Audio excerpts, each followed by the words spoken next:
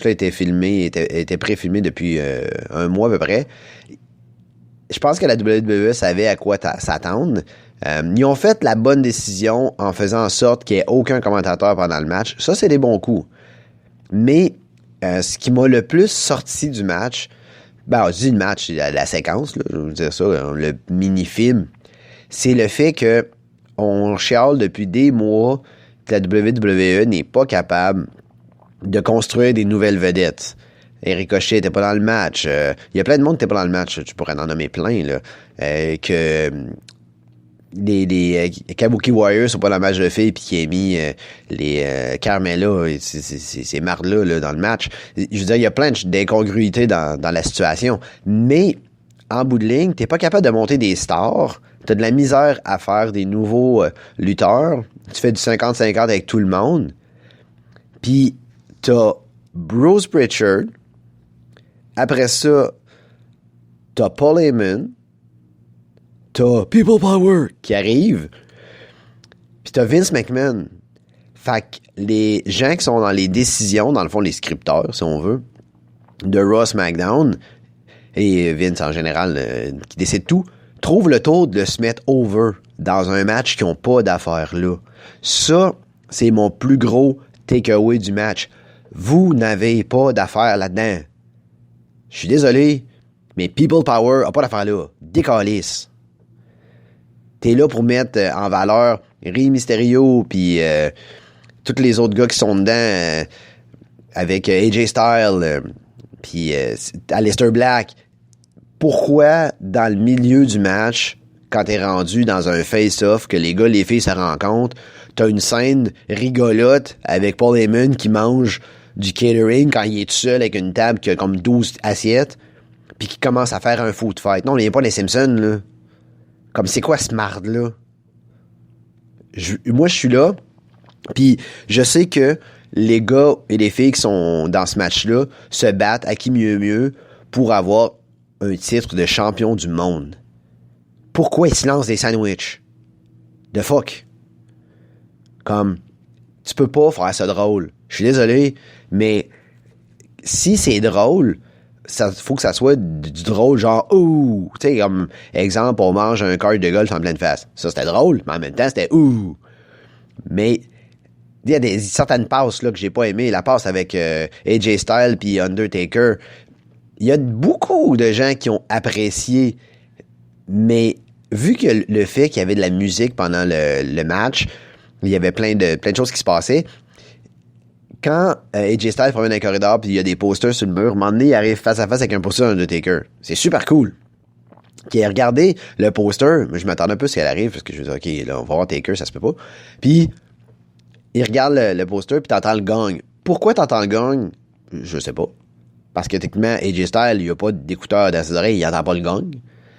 Puis deuxièmement, il arrive d'une pièce, juste après, où est-ce qu'il y a un cercueil puis qui s'allumé en mauve. Pourquoi il y a une pièce avec un cercueil? Ça se peut juste pas. Je comprends là qu'ils ont fait le Boneyard match puis que tout explosé puis qu'Undertaker se téléporte. Oui, ça, je comprends. Mais Undertaker était pas là. Undertaker ne couche pas au Titan Tower. C'est pas un vampire. Il dort pas dans un cercueil, là. Je veux dire, c'est ridicule. C'était beau visuellement. Puis le fait que AJ Styles se soit fait embarrer dans la salle puis qu'il fait juste crier « Non, non, non, je veux sortir » puis que Aleister Black le ferme la porte puis il s'en va puis il laisse comme ça. C'était quand même cool, mais c'était pas assez cool. Comme en le regardant, j'étais comme ah OK. Et j'étais pas impressionné. Ça va être genre le wow, c'est la plus belle chose que j'ai vue de ma vie. La seule bonne chose que j'ai trouvée dans le match, ben peut-être pas la seule, il y a une couple que j'ai trouvée, mais c'est le fait au début quand ils se battent dans le gymnase, les gars, puis que Baron Corbin lance un poids dans la vitre, dans le miroir, puis il casse le miroir. Puis il fait une face de oh, qu'est-ce que je viens de faire là? Je vais avoir 7 ans de malheur. Mais moi, par ça, j'ai fait le calcul, puis je me suis dit, ouais, OK, 7 ans de malheur, ça fait 5 ans que t'es là, donc en théorie, il nous reste à nous 2 ans de malheur avec toi. Fait que c'est quand même un bon deal. Fait que là-dessus, j'étais quand même content. Je me suis dit, OK, dans 2 ans, on va être débarrassé de Baron Corbin, mais, je pense qu'on n'a jamais ce qu'on veut dans la vie.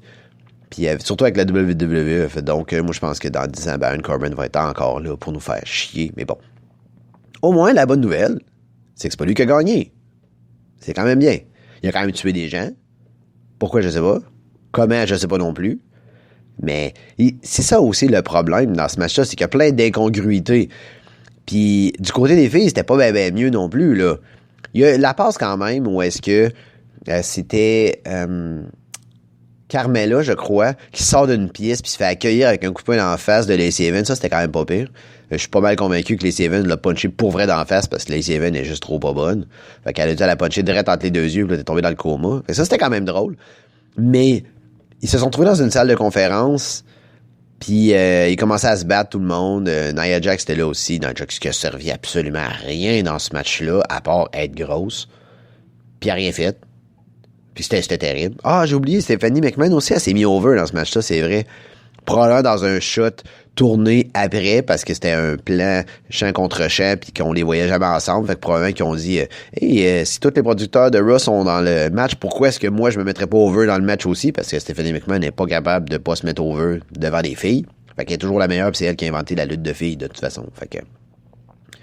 Donc t'as eu une situation, ils se retrouvent dans une salle, puis dans la salle, il y a une mallette transparente avec de l'argent.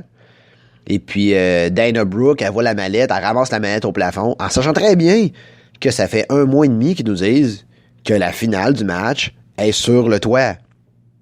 Comme t'es conne, là. T'es pas sur le toit, t'es dans une salle de conférence. Tu le sais bien que t'es pas à la bonne place, là. Fait que là, elle est là, elle ramasse sa petite valise, toute contente, avec de l'argent dedans, comme wouhou! C'est supposé être un contrat. Deuxièmement, la valise est pas transparente, elle est comme opaque. Puis troisièmement, elle est sur le toit. Comme t'es juste conne, là. Puis là, Stephanie McMahon a fait « Ah non, c'est notre salle de Money in the Bank, puis toi, t'as pas d'affaire à prendre la valise. » En tout cas, anyway. C'était juste de la grosse fuckery pour rien. Puis c'est juste t'as fait passer Dana Brooke pour un imbécile. Puis t'avais pas besoin de faire ça. T'as vraiment zéro besoin de faire ça. T'essaies de la mettre over. T'essaies de faire en sorte qu'elle soit crédible. Elle gagne des matchs. Elle se qualifie pour le Money in the Bank, ce que personne pensait possible. Puis après ça, tu l'amènes dans le Money in the Bank, puis elle passe pour une conne. Tu sais, je veux dire, ça sert à rien, ce que t'as fait, là. C'est de construire à l'envers. Je veux dire, si tu qualifies des gens pour un match comme ça, puis que c'est un match, je vais le dire entre guillemets, cinématique, la dernière chose que tu veux faire, c'est de faire passer tes participants pour des imbéciles. Parce qu'après ça, les gens qui le regardent ou les autres participants qui ont perdu contre ces gens-là, qui ne se sont pas qualifiés, ils se disent « J'aurais pu faire ça, moi, j'aurais pu y aller. Pourquoi que lui, ce cave-là, il y va, puis moi, je peux pas y aller? » Fait que, c'est ça un peu que je trouve dommage. C'est des gens qui se sont qualifiés, donc c'est supposé être tes meilleurs, donc des beasts. Ils n'ont pas le droit d'être imbéciles, là. Ils peuvent pas, à part Baron Corbin. Baron Corbin, c'est un imbécile, point, puis c'est correct. Mais il fait partie de son total package d'être un imbécile. Sauf que, tu sais, Otis aussi était là, puis Otis, c'était un comique, puis tout ce qu'il faisait, c'était comique. Puis ça n'a pas sa place. Je vais pas regarder un match pour rire, tu sais, je me dis pas, je regarde Money in the Bank, puis c'est super sérieux à cause qu'on rush pour les valises, puis je m'assois devant ma télé en me disant, hey, je vais regarder Money in the Bank, ça va être drôle. J'ai jamais dit ça. Je me suis jamais assis devant un pay-per-view de lutte pour me dire, ça va être drôle. C'est pas l'objectif. C'est drôle, oui, parce que ça mène à quelque chose. C'est pas du one-two punch avec la joke de la tarte d'en face. C'est plus drôle. On n'est plus en 1935, là. Comme, c'est correct, là. Tu sais, je comprends qu'ils peuvent avoir des scripteurs humoristiques, des scripteurs de sitcom qui écrivent leur histoire. J'ai pas de problème avec ça. Mais sérieusement, la tarte d'en face, vraiment, là? Tout ça pour mettre ça d'en face de People Power. People Power! Écoute, ben, là. Quand je l'ai vu, je me dis, ah, c'est ridicule. Puis, en sachant que le produit est dans une qualité aussi merdique ce temps-ci, puis que leurs émissions sont dégueulasses, de voir Bruce Pritchard à l'écran, qui faisait Brother Love, en sachant que SmackDown est affreux, je me suis dit, ce gars-là, là, il mériterait la pire punition possible. Puis je comprends pas pourquoi personne ne l'a tapé. Rey Mysterio aurait pu arriver puis dire, en passant, ton émission est poche. Ou quelque chose comme ça, je sais pas trop. Ça aurait pu être drôle. Puis là, la symbolique, c'est je me lave les mains, il sort de la salle de bain, il se lave les mains, c'est comme, moi, c'est pas grave si c'est pas bon mon émission, moi, je m'en lave les mains. Et j'ai trouvé ça d'un mauvais goût terrible. Puis c'est pas parce que t'as les gars sous la main pour faire ton tournage qu'il faut que tu les utilises. Ils ont pas d'affaires là. Il y a eu aussi un petit caméo de clown, de Dunk de Clown dans le coin. Pourquoi, je sais pas. J'ai aucune idée pourquoi Dunk de Clown est arrivé. C'était juste freak. Dans un coin caché derrière un fauteuil. Pourquoi, je sais pas. Fait que tous ces bouts-là, moi, je les aurais enlevés. Ça aurait un peu raccourci le match, par exemple. Ça, c'est le problème. Mais ça leur a été 10 fois meilleur. Mais je peux pas leur donner juste de la merde. Je vais leur donner le crédit quand il est là. C'était un genre de brawl street fight tout le long. Fait qu'ils se battaient dans les corridors tout le long. Ces segments-là étaient excellents. Il y a une séquence, je pense, c'était Daniel Bryan et AJ Styles qui se battaient. C'était toujours bon. C'était toujours à coups de poing puis à coups de coude d'en face. C'était excellent. Aleister Black aussi a fait une solide job. Ça, c'était vraiment très bon. Les filles, un peu moins, parce que les filles, ils se frappent vraiment moins fort. Fait que c'était plus des séquences comiques avec eux autres. Ils se lançaient. Ça, c'était correct. Mais, tu sais, j'ai pas encore parlé de Shayna Baszler, que tout le monde pensait que ça allait être la gagnante, qui a été invisible dans le match. Pourquoi, je sais pas. Tu sais, elle s'est même pas rendue à la fin, quand ils sont arrivés finalement sur le toit. Moi, je pensais que tout le monde allait sortir en courant sur le toit, puis ils allaient tous commencer à se battre. Ça aurait été une finale vraiment excellente, à genre 12 personnes en train de se tabasser dessus. Ça aurait été vraiment cool. Mais non, ils ont juste été 3 par groupe à sortir. Puis après ça, les gars, eux autres, ils ont continué aussi à sortir pour finalement se faire lancer en bas du building par Baron Corbin. C'est lui qui aurait dû passer par-dessus le bord puis tomber en bas du building, mais bon, on n'a pas toujours ce qu'on veut dans la vie. Fait qu'il a lancé Aleister Black et Rey Mysterio en bas. Puis ça, il les a pris, il les a lancés, puis ça fait pouf. On a juste entendu. Logiquement, tu peux pas lancer quelqu'un en bas d'un building. Je veux dire, c'est un peu un crime, là. Tu peux pas tuer quelqu'un comme ça. Je veux dire, je comprends que t'es sous contrat, puis ta job, c'est de faire des combats dans le ring, puis justement, t'es payé pour te battre. Mais il y a une limite à ce que tu peux faire. Je veux dire, de lancer quelqu'un en bas d'une échelle, je peux comprendre, parce qu'il a signé pour un ladder match.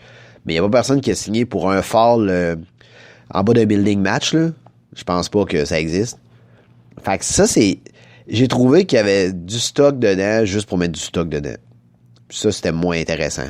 Fait que finalement, Otis a réussi à grimper... Ben, je dis ça, mais c'est pas ça qui est arrivé. Il a réussi à grimper l'échelle pour que finalement, elle casse ses pieds parce qu'il est trop gros.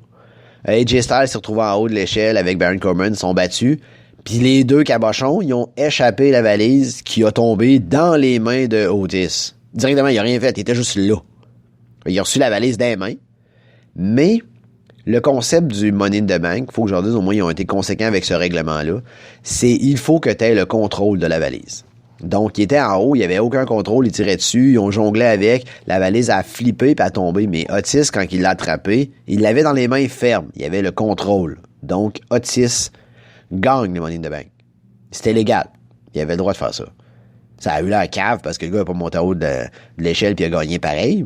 Même si c'est un ladder match, c'est un peu con. Mais il a quand même eu la chance de l'avoir. Est-ce que Otis va cacher in et gagner un championnat du monde? Non.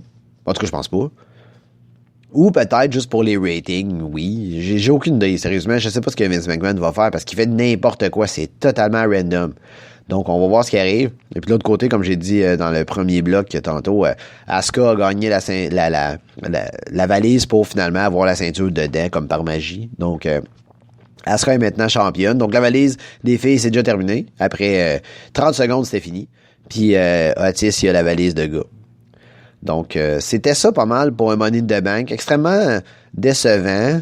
Le match, je parlais pas du pay-per-view parce que c'était juste des filler matchs. Puis les autres matchs, c'était comme moins important. Mais pour le match principal du Money in the Bank, c'était correct. C'était pas la plus belle chose qu'on a vue.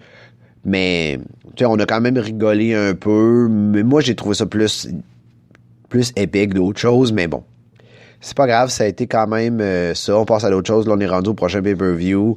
Et puis, on va voir les build-up qu'ils vont faire pour ces prochains pay-per-view-là.